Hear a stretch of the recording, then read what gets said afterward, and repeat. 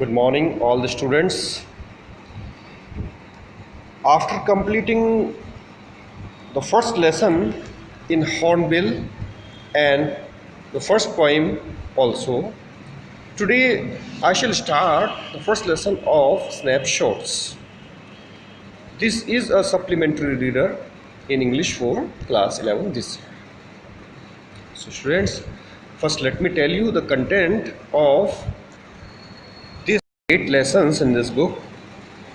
But due to this COVID-19, our government has decided to less 3 lessons from this book.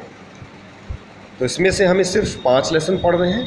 Last के जो 3 lessons हैं वो इस वर्ष आपको पढ़ने नहीं पड़ेंगे और you have to prepare only the first 5 lessons.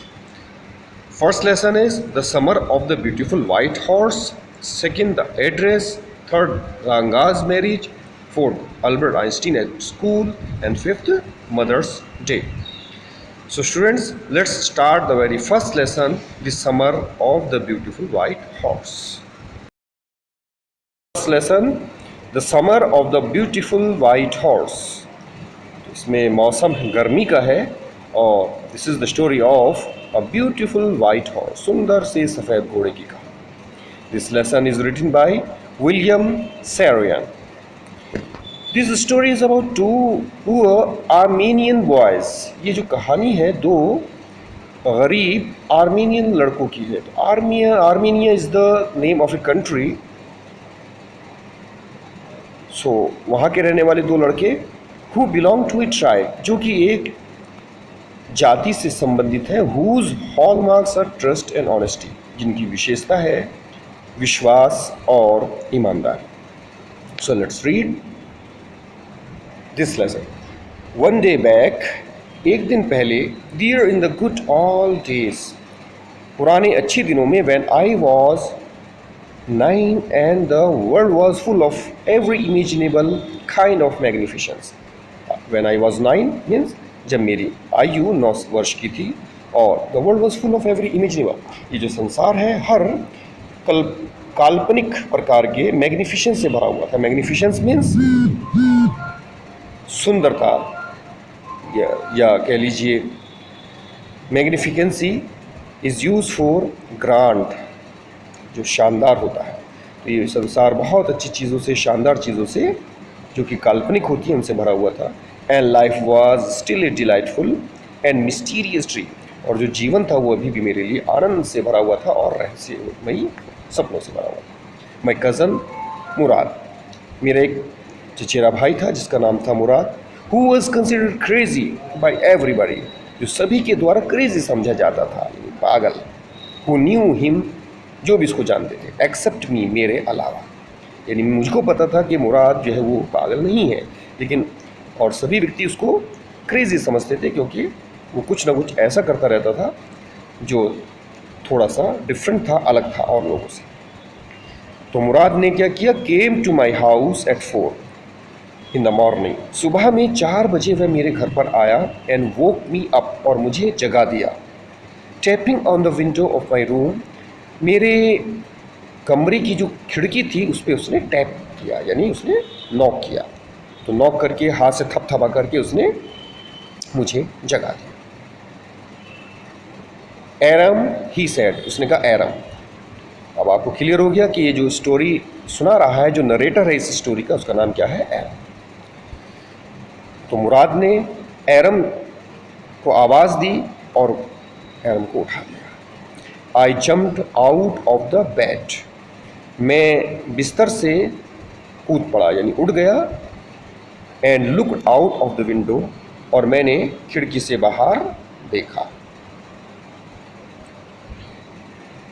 तो मैंने बाहर खिड़की में झांक कर देखा. आई couldn't believe what I saw, जो मैंने देखा उस पर मैं विश्वास नहीं कर पा रहा था. It was not morning yet, अभी सुबह नहीं हुई थी. बट इट वॉज समर, लेकिन चूँकि गर्मी का मौसम था. And with daybreak not many minutes around the corner of the world, it was light enough for me to know I was not dreaming. Daybreak सूरज के निकलने से पहले जो आसमान में जो रोशनी आ जाती है उसको डे ब्रेक कहते हैं। तो उस प्रकाश में not many minutes around the corner of the world, अभी अर्थात अभी जो है डे ब्रेक नहीं हुआ था, अभी सुबह के वक्त सूरज नहीं निकला था और ये संसार के हर कोने में जो है मतलब अभी डे ब्रेक का समय था। इट वॉज लाइट इनफ, लेकिन इतना प्रकाश ज़रूर था फॉर मी, मेरे लिए चुनो, कि मुझे पता चल जाए आई वॉज नॉट ड्रीमिंग, कि मैं सपना नहीं देख रहा था। My cousin Murad was sitting on the beautiful white horse, मेरा जो कज़न है वह एक सुंदर से सफ़ेद घोड़े के ऊपर बैठा हुआ था। I stuck my head out of the window, मैंने खिड़की से अपने सर को बाहर निकाला एंड रब माई आइज़, और अपनी आंखें मलने लगा। आँखें कब मलता है? जब कोई व्यक्ति जब उसको जो देखता है उस पर विश्वास ना हो। तो मुझे विश्वास नहीं हो रहा था, इसलिए मैंने आंखों को मला। Yes he said in Armenian, Armenian language का नाम है, आर्मीनिया में जो लैंग्वेज बोली जाती है। तो उसने कहा इट इज़ ए हॉर्स, यह घोड़ा है। यू आर नॉट ड्रीमिंग, आप सपना नहीं देख रहे हो। मेक इट क्विक, जल्दी करो। If you want to ride, अगर आप इस पर घुड़सवारी करना चाहते हो। I knew my cousin Murad enjoyed being alive more than anybody else who had ever fallen into the world by mistake. I knew, मैं जानता था, my cousin Murad, मेरा जो भाई मुराद है, enjoyed being alive, उसको जिंदा दिल रहने में मज़ा आता था, यानी वह जिंदा दिल था more than anybody else, किसी की भी अपेक्षा, who had ever fallen into the world, जो कि इस संसार में आया हो बाय मिस्टेक, गलती से भी, अर्थात जिसने इस संसार में गलती से भी जन्म ले लिया हो, उसकी अपेक्षा वह कहीं ज़्यादा जिंदा दिल था। But this was more than ever I could believe, लेकिन ये कुछ ज़्यादा ही था जिस पर कि मैं विश्वास कर सकता था, यानी ये बात मेरे लिए अविश्वसनीय थी। इन द फर्स्ट प्लेस, पहले स्थान में, my earliest memories had been memories of horses, मेरी जो प्रारंभिक ये स्मृति है, जो यादें हैं, वो यादें हैं ऑफ हॉर्सेस, उन घोड़ों की, यानी घोड़ों से मुझे बहुत प्रेम था, तो मुझे घोड़ों की जो यादें हैं वो मेरी अर्ली मेमोरीज़ वहीं पर जाती है, मेरी जो प्रारंभिक याददाश्त है वहीं पर जाती है। एंड माई फर्स्ट लॉन्गिंग, और मेरी जो लॉन्गिंग मीन्स डिज़ायर, इच्छा, और मेरी जो प्रथम इच्छा है, had been longing to ride, वो हमेशा से एक ऐसी लॉन्गिंग रही है, यानी ऐसी इच्छा रही है टू राइड, कि मैं घुड़सवारी करूँ। This was the wonderful part, ये बहुत ही शानदार एक हिस्सा था, एक पार्ट था। इन द सेकेंड प्लेस, दूसरी बात ये थी कि भी वो पुअर, हम गरीब थे। तो उसने फर्स्ट प्लेस में ये इसलिए उसको ये बहुत ज़्यादा अनबिलीवेबल लगा, क्योंकि उसकी जो सबसे अच्छी स्मृति है, यादें हैं, वो राइडिंग करने की थी। और दूसरा बिलीव न करने वाली बात उसके लिए इसलिए थी क्योंकि वे बहुत गरीब थे। दिस वाज द पार्ट, ये वो स्थान था that would not permit me to believe what I saw, जो मुझे परमिट नहीं कर रहा था, मुझे इजाज़त नहीं दे रहा था विश्वास करने के लिए व्हाट आई सॉ, जो भी मैंने देखा था। वी वो पुअर, हम गरीब थे। वी हैड नो मनी, हमारे पास पैसा नहीं था।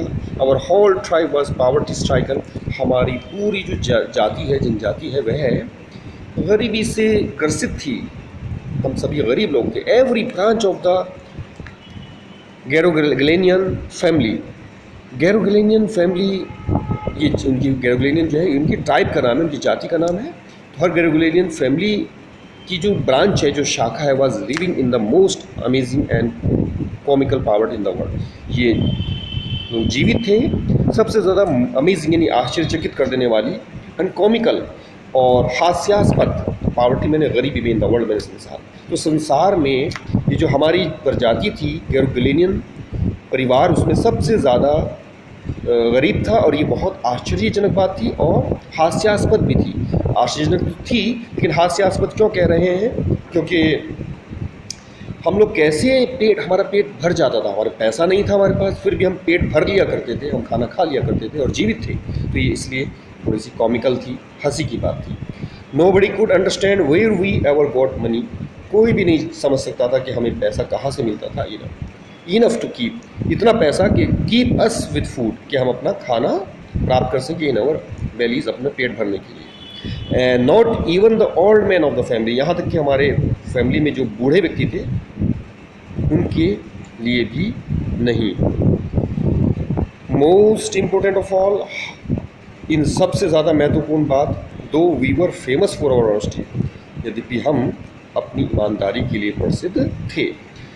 मोस्ट इम्पोर्टेंट ऑफ ऑल, यानी ये सबसे ज़्यादा ख़ास बात थी हमारी कि हम गरीब भले ही हों परंतु ईमानदारी हमारे जाति की एक विशेषता थी और हम उसके लिए बहुत फेमस थे।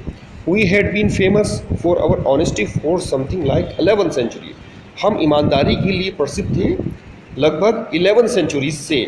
11 सेंचुरीज यानी एक सेंचुरी 100 वर्षों की होती है, तो 11 सेंचुरीज का मतलब होता है 1100 years. Even when we had been the wealthiest family in what we like to think was the world, even when, जबकि हम वेल्थिएस्ट फैमिली, सबसे धनी परिवार हुआ करते थे, in what we like to think, इसके बारे में हम सोचते हैं वाज द वर्ल्ड, ये संसार होगा। तो इस संसार में जितना हम सोच सकते थे, तो जहाँ जहाँ हम सोच सकते, तो हम सबसे ज़्यादा वेल्थिएस्ट फैमिली हुआ करते थे। वी वर प्राउड फर्स्ट, हमें पहले तो अपने ऊपर गर्व था, हमें पहले अपने ऊपर गर्व था। ऑनेस्ट नेक्स्ट, और उसके बाद हम ईमानदार थे। एंड आफ्टर दैट, उसके बाद we believed in right and wrong, हम विश्वास रखते थे सही और गलत पर, क्या सही है क्या गलत है, हमें इस बात पर पूरा विश्वास था।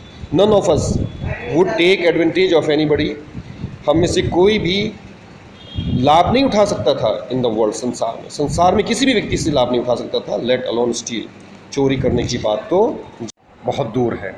अर्थात अगर ये गेस किया जाए कि मुराद ये घोड़ा चोरी करके लाया होगा तो इट वाज अनबिलीवेबल। हम लोग अपनी ईमानदारी के लिए बहुत फेमस थे पूरे ट्राइब के अंदर, तो इसलिए इस चीज़ का हम बिल्कुल भी विश्वास नहीं कर सकते कि ये घोड़ा मुराद चोरी करके लाया होगा।